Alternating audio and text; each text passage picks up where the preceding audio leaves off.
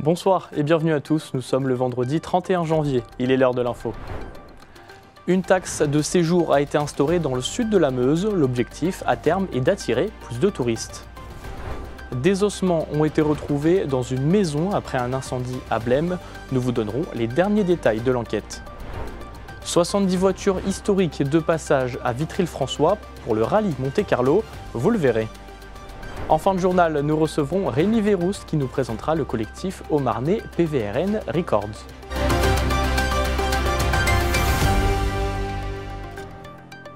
Mais tout d'abord, le Barisien porté disparu ce vendredi matin a été localisé à Strasbourg, à seulement quelques heures après le lancement de l'appel à témoins. Il n'avait plus donné de signe de vie depuis le 23 janvier. Dès la confirmation de sa localisation, le parquet a mis fin aux recherches. L'enquête reste ouverte et à ce stade, les autorités n'ont pas encore pu entendre l'homme afin de comprendre les circonstances de sa disparition. Les enquêteurs cherchent notamment à déterminer si cette absence était volontaire ou si elle résulte d'un événement en particulier. Depuis le 1er janvier, une taxe de séjour, je vous le disais, a été instaurée dans la communauté de communes des Portes de Meuse. Les hôtels, les auberges et les campings sont concernés. Les touristes payeront un peu plus cher, mais pour les hôteliers, cela ne change pas leurs habitudes. Les détails avec Léo Martin et Gaël Bossu. Depuis le 1er janvier, les touristes vont devoir payer plus cher. Une taxe de séjour a été mise en place dans la communauté de communes des Portes de Meuse, un moyen de gagner de l'argent, mais aussi de promouvoir le territoire. Bonjour monsieur. Dans ce gîte, instaurer une taxe était une évidence, une façon d'aider le sud de la Meuse à développer son tourisme. Ça rentre dans la logique des choses, puisque un peu partout, c'est appliqué depuis très longtemps. Hein? Nous partons souvent en vacances, Oui. et nous payons des taxes de séjour partout. Des personnes, avant, me demandaient s'il y avait une taxe de séjour. Je leur disais non, on n'est pas assujetti à la taxe de séjour. Cette taxe de séjour a été adoptée par délibération avec les élus locaux en juillet dernier.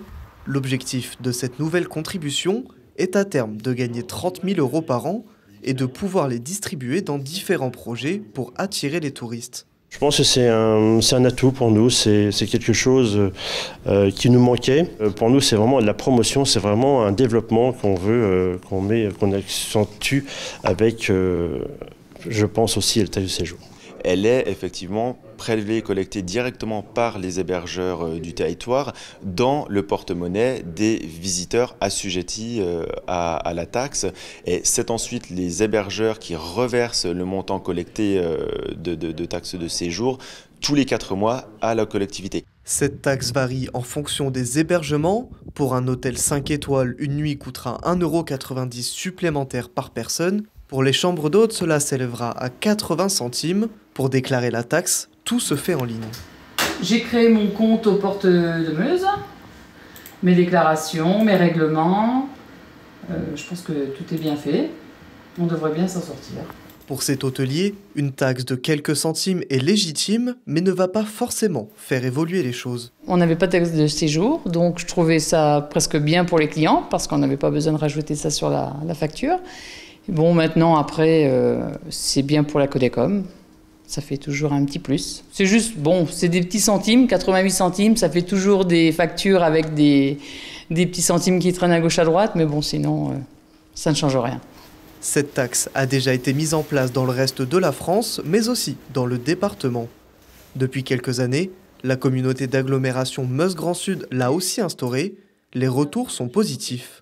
On est aujourd'hui dans un système qui permet, au niveau de l'agglomération de Bar-le-Duc, de récupérer sur la base de 43 000 nuitées à peu près l'an dernier, en moyenne une quarantaine de milliers d'euros. Ça permet quand même, notamment en matière de signalétique, d'améliorer certains points, de mettre en place sur les sites des opérations comme des QR codes, des choses comme ça, ce qui permet donc simplement de rendre d'une certaine manière aux touristes ce qu'il paye lorsqu'il vient visiter notre territoire.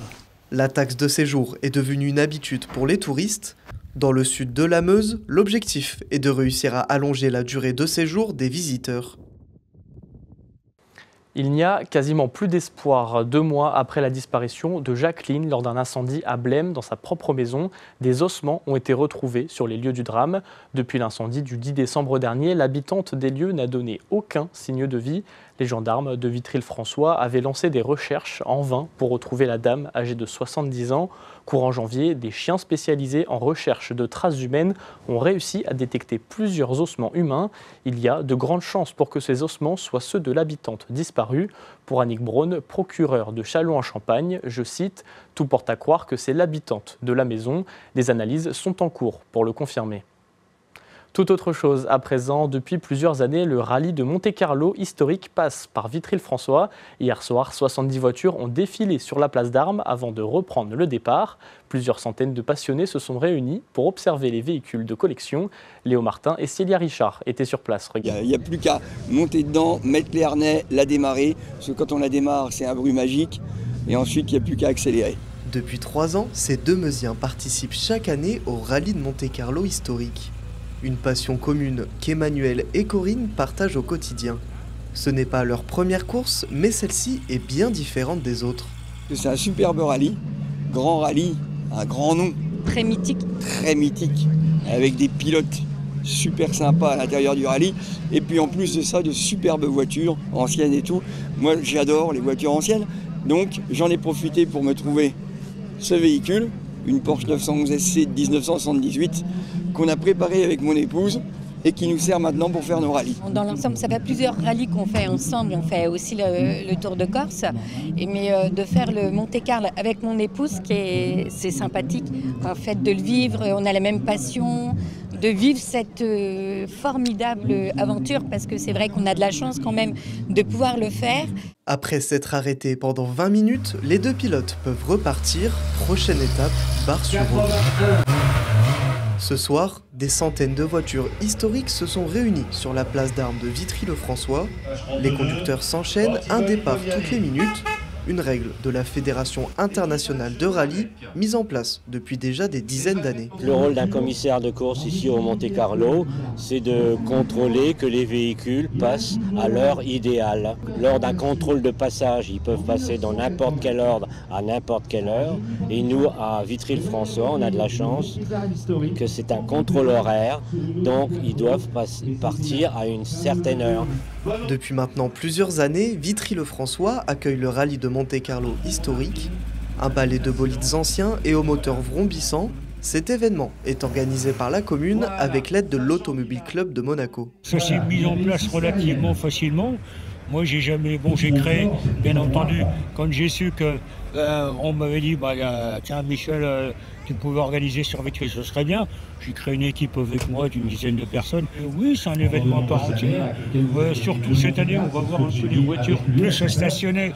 Donc, que d'habitude, elles font plutôt un stop and go. Bien que ce soit une course, le rallye de Monte-Carlo demande avant tout de la régularité. La vitesse est secondaire, les pilotes doivent respecter les limitations tout au long de leur parcours. Samedi, les concurrents partiront de Valence dans la Drôme pour une compétition de 5 jours. L'arrivée est prévue le 5 février à Monaco. Ce soir, nous parlons musique et pour cela, nous recevons Rémi Verroust. Bonsoir. Bonsoir. Alors, vous êtes musicien et membre du collectif PVRN Records. Qu'est-ce que c'est que ce collectif ? Alors, PVRN Records, c'est un collectif d'artistes qui est basé dans le sud de la Haute-Marne, donc autour de Langres et Chaumont. On représente 5 projets, du coup, donc Waldation, Aujon, Ossino, Mine et Le Bram. Et voilà, le but c'était de se regrouper et d'avoir plus de poids et de visibilité. De se regrouper ensemble et puis voilà. pour pouvoir se faire connaître, c'est plus facile ensemble. Ouais. C'est pas trop compliqué d'être un artiste en Haute-Marne ? C'est comme partout, je suppose. Comment dire ? Si, on n'a pas beaucoup de visibilité sur ce qu'on fait. Je ne sais pas si les Langrois, Chaumontais connaissent tous les groupes de musique, s'ils s'y intéressent, bien sûr. Mais voilà, je ne sais pas si tout le monde est au courant de ce qu'on fait déjà en local, donc on peut aller plus loin, mais voilà. Si on est déjà connu dans notre territoire, ça aidera plus pour facile, sortir. Voilà. Pour sortir. Ouais. Ouais. L'idée de se regrouper aussi, c'était, vous l'expliquez, pour frapper plus fort et puis pour se faire aussi connaître peut-être ensemble. Ouais. Donc oui, le but c'est, on est un collectif du coup, donc on est une dizaine de musiciens au total, et le but c'est d'être ensemble plutôt que d'être tous dans nos petits coins à faire nos petits trucs. Voilà. On est ensemble, on a une communication un peu globale aussi, où on parle tous des projets de tout le collectif. Et voilà. Donc PVRN Records, il y a deux entités, on peut dire ça comme ça. Une partie donc collectif, basée sur la musique, et une partie plus média, avec des interviews que vous publiez notamment sur votre chaîne YouTube. Ouais, donc du coup, il y a la partie plus du collectif qui nous permet de mettre en avant nos productions, aussi bien live qu'en enregistrement. Et une partie média, du coup, on a mis en place des interviews vidéo d'artistes locaux. Donc du coup, c'est pas que des artistes du collectif, c'est des artistes de toute la Haute-Marne.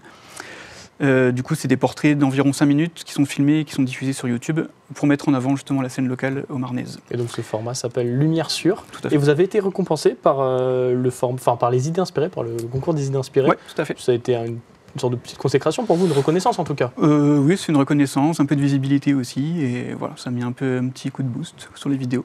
Donc c'est des artistes haut-marnais, mais pas forcément du collectif. Ouais.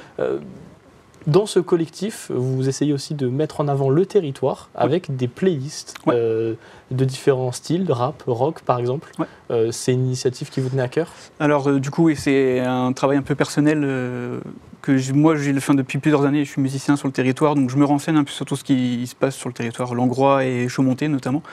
Et du coup, j'ai commencé à faire des petites playlists un peu pour moi, pour garder en mémoire un peu tous les groupes que je pouvais découvrir. Et après, je me suis dit, autant le montrer à tout le monde, que tout le monde puisse découvrir ce qui se passe sur le territoire. Et ben justement, on va écouter un extrait de ce qu'on peut retrouver dans la playlist.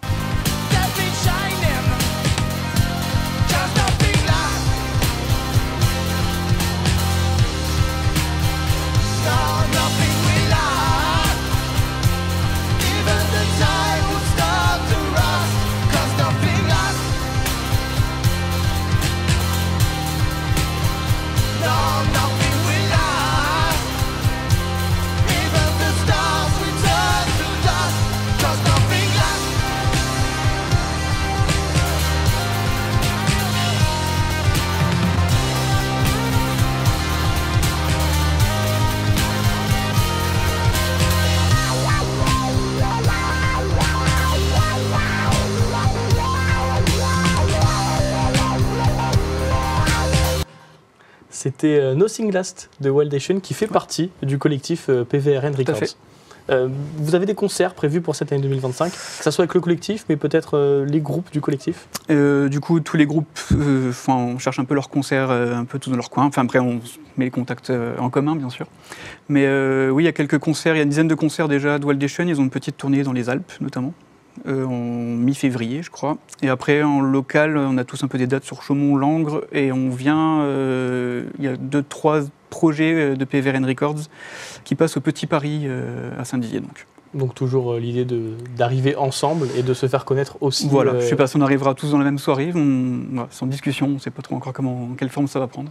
Vous avez déjà réussi sur le territoire à faire des concerts, à vous faire connaître sur le territoire haut-marnais, que ce soit dans le sud ou même dans le nord, on est à Saint-Dizier, entre Chaumont, est-ce que c'est possible pour vous? Saint-Dizier, on n'a pas beaucoup d'ouverture, on va dire ça comme ça.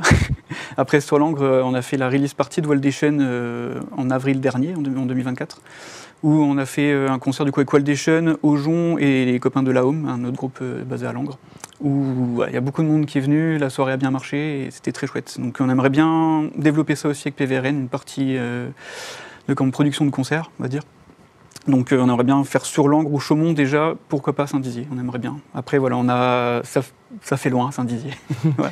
Et inversement. Mais... C'est toujours dans cette idée aussi d'avoir différents styles, on a du rap notamment, là on a entendu avec Wildation, c'est des styles aussi différents qui sont dans ce collectif. Ouais, alors du coup originellement c'était axé rap, donc c'était avec le Bram, Ossino et Psyki.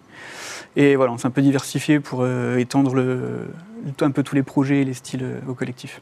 Très bien. Est-ce que l'objectif pour cette année 2025, c'est de trouver de nouveaux artistes à intégrer dans le collectif? On y réfléchit, mais pour l'instant, non, on va déjà essayer de fonctionner comme ça. On est déjà 5 projets, c'est déjà beaucoup, on va dire. Voilà, pour la petite entité qu'on est, c'est déjà pas mal de travail. Donc voilà, on a quand même des petites vues sur certains artistes, mais voilà, pour l'instant, on reste comme on est.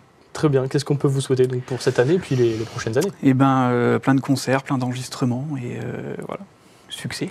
Bon, et ben c'est ce qu'on vous souhaite. On vous souhaite plein de succès. Merci Rémi d'être venu sur notre plateau. Merci. C'est la fin de votre journal. Merci de nous avoir suivis. Tout de suite, la météo et l'information continue sur puissancetelevision.fr. Excellente soirée.